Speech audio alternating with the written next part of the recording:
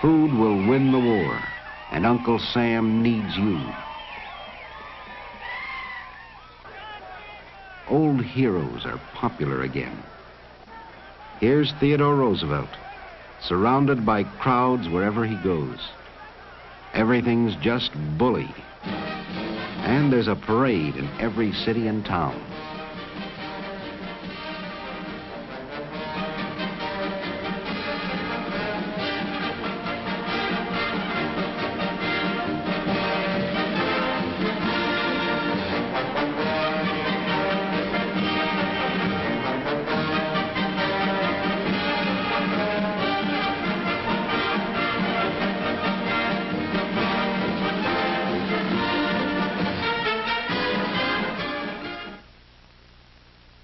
The training is deadly serious now. And we're learning to pronounce names of places we've never heard of before. The Argonne, Belleau Woods, and Chateau Thierry. Our factories convert to the production of engines and arms. These are the famous Liberty engines. She's doing her bit. Here's a certificate for buying $500 worth of Liberty bonds. Henry Ford receives a Navy contract to build Eagle boats. Here he is in Washington with Josephus Daniels, Secretary of the Navy. Using the technique of the automobile assembly line, the hulls of Eagle boats are riveted together at Ford's new River Rouge plant.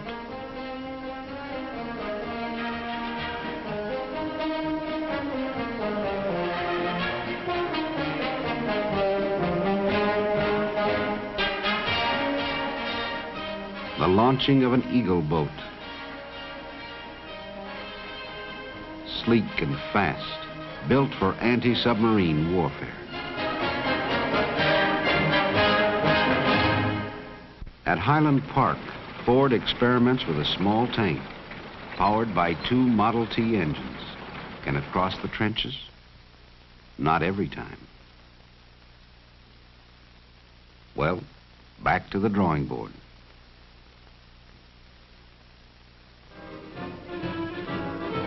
The city of Detroit turns out to say goodbye and good luck to those who go to fight in foreign fields.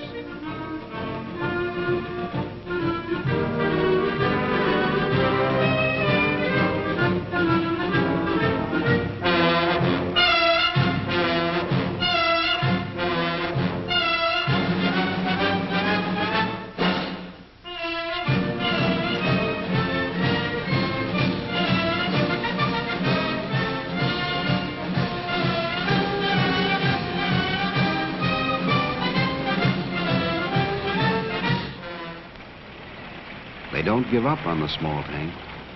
Maybe those skids in back will help. It's going great.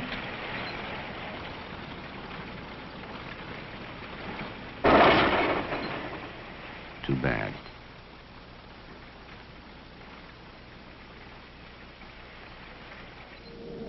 Big Brother shows how it should be done.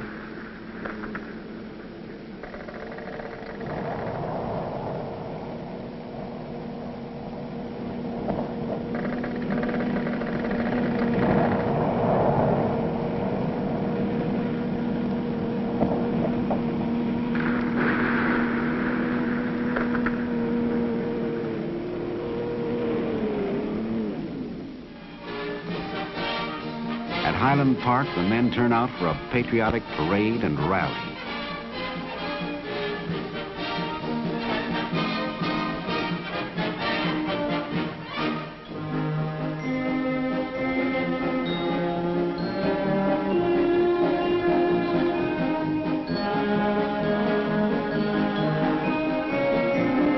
Another new weapon in this war. Not very effective as yet, but there's glory for the men who fly them. This is the first model of the Martin bomber.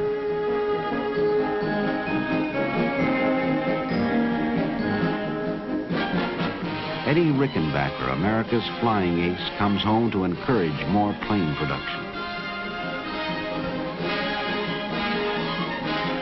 Here's how they manufacture Curtiss H-type flying boats.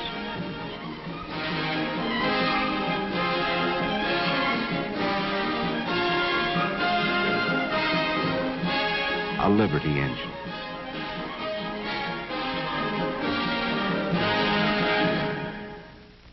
The faces of America at war. These are men working in the shipyard at Hog Island. The Red Cross girl, a familiar and friendly sight. Captain Kittle. He's worked at the Bureau of Engraving in Washington since 1864. Barracks life in an army camp.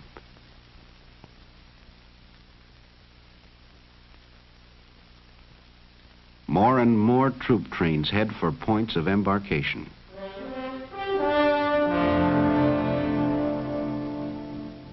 The last cup of coffee before we shove off.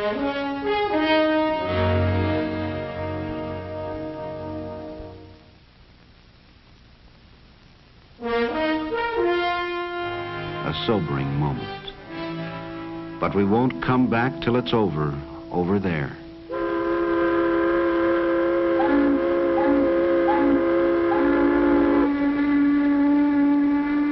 Meanwhile, back at the tank test, there goes another one.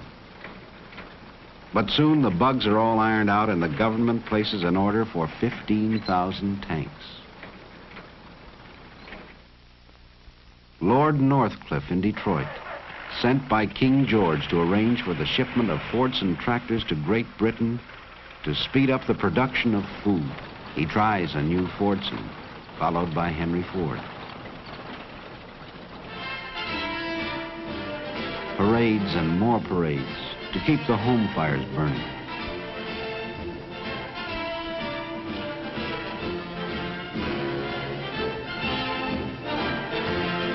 Now's the time to buy Liberty bonds so we can finish the job we've started. Keep buying them, mister. And then it's over. All over. And the world is safe for democracy.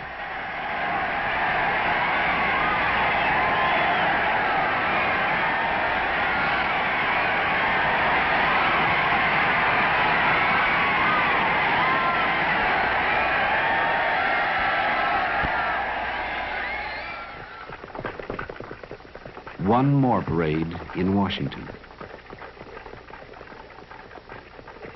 There's President Harding and General Blackjack Pershing.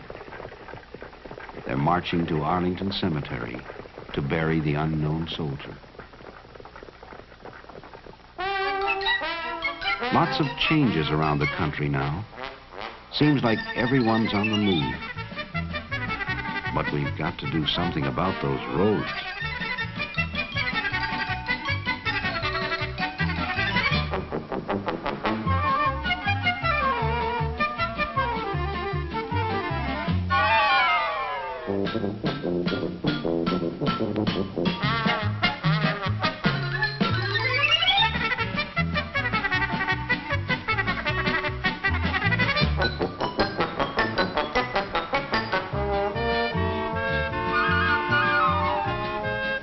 It takes forever to cross a river this way.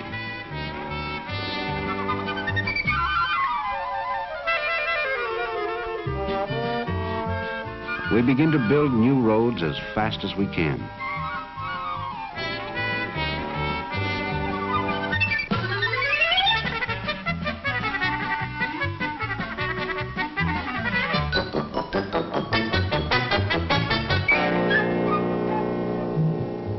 Mighty smooth riding now. There's one car that takes you anywhere you want to go. The Model T. Strong, sturdy, with a will of its own.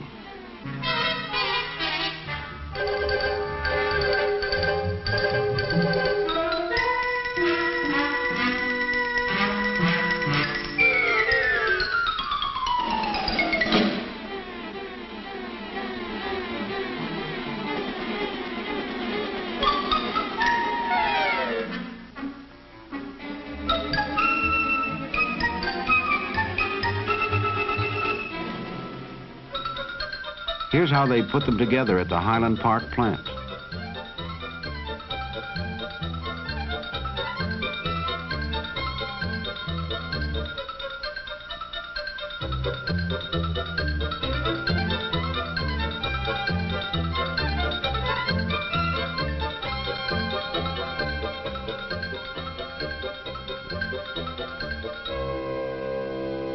A car comes off the end of the line every 10 seconds.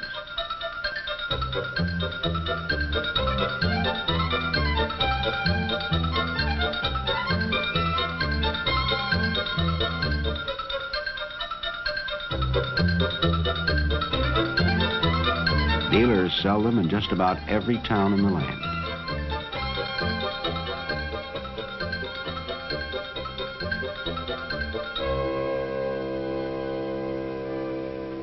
There's no end to what you can do when you own a car. No longer locked on the land, the farmer's wife can get away from the farm for a while and take the baby down the road for a visit. Trucks take over the job of moving produce to market.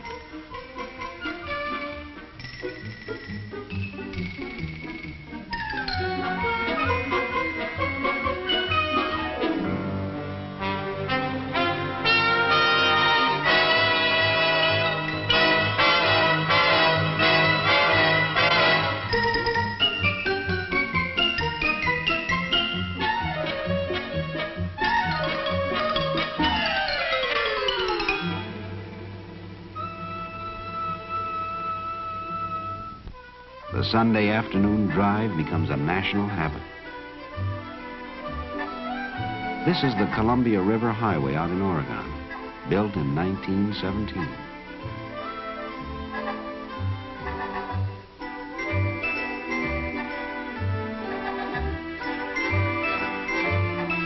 Magnificent sights to see in America, and a car's the way to get there.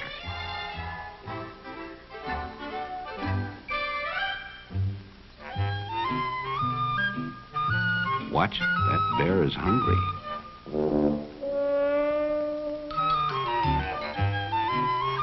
For a real vacation, nothing beats a camping trip.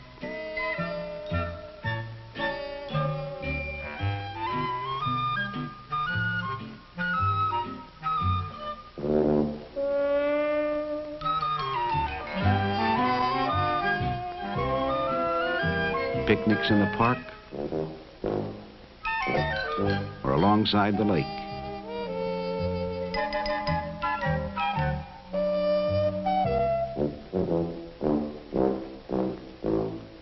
You can even sleep in a car if you want. Henry Ford and his friends go camping in style. President Harding arrives to pay a Sunday visit while they're in the Great Smoky Mountains. Here he is with Harvey Firestone.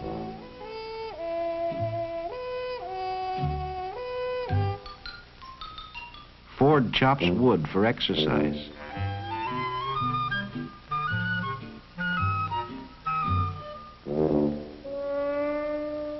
While Thomas Edison takes a snooze.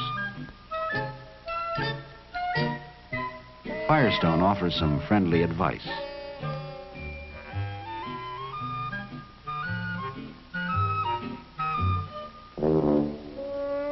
The president takes a turn with the axe. Ford, Edison, and the president read the papers.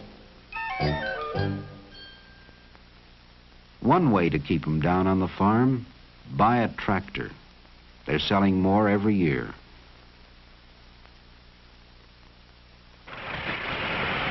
Modern equipment speeds up the work, makes it easier and more efficient, too.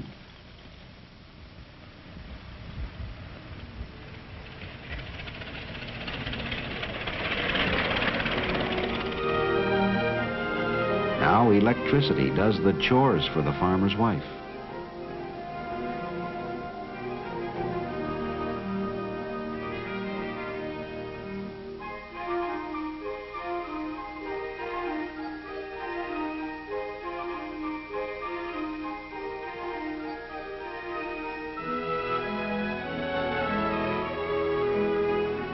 And running water wherever you want it. No more trips to the pump. And no more churning for grandmother. There's a growing problem in the cities. What to do about all the traffic? Sometimes it seems to go like this.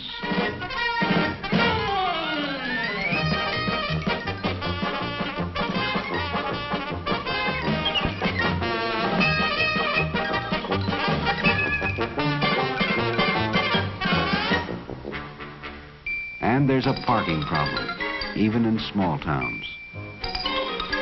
The policeman has a new responsibility, directing traffic.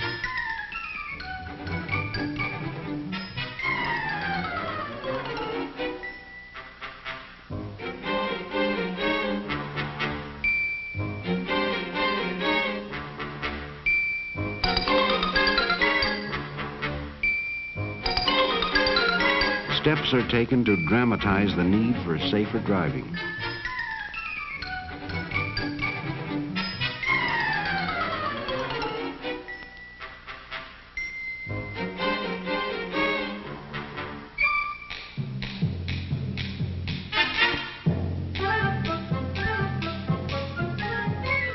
Special motion pictures show what can happen when we're not alert.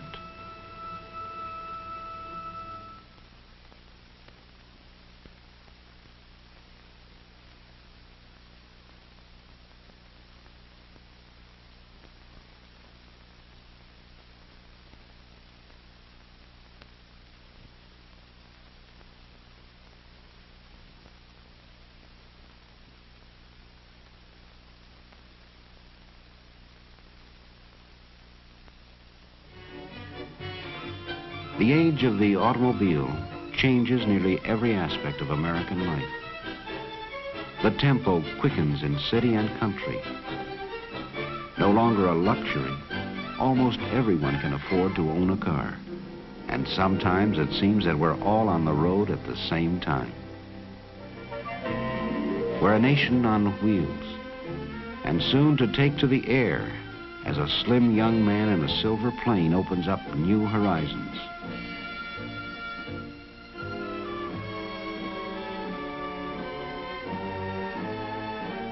Here he is, Charles A. Lindbergh, landing at the Ford Airport.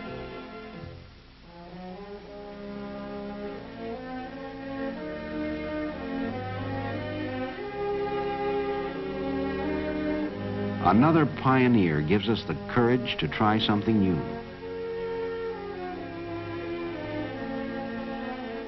In no time at all, there are scheduled flights to anywhere you want to go. The dimensions of time and space are further diminished. A new age begins, and we move forward with it. Yet as we go, we preserve the past to mirror the accomplishments of those who have shown us the way to the future.